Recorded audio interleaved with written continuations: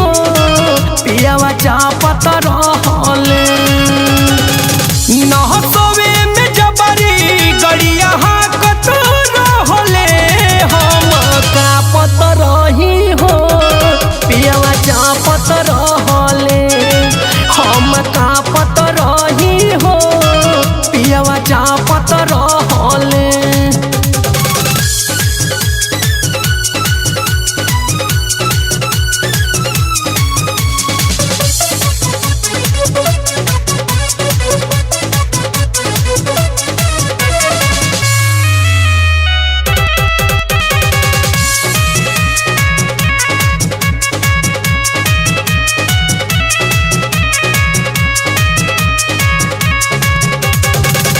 धके कलाई सैया भर मुठी टावर धरइले हो।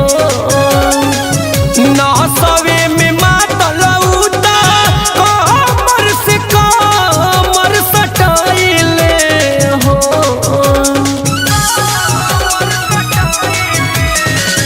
धके कलाई सैया भर मुठी टावर धरइले हो।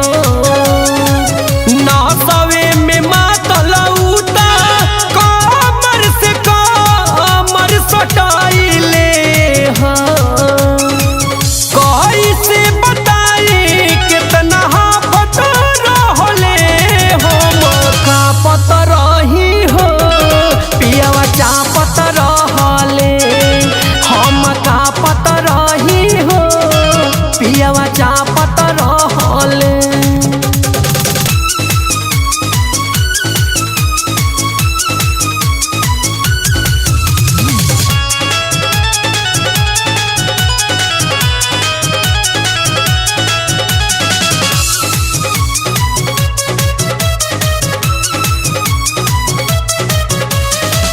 ओम कर तमन्ना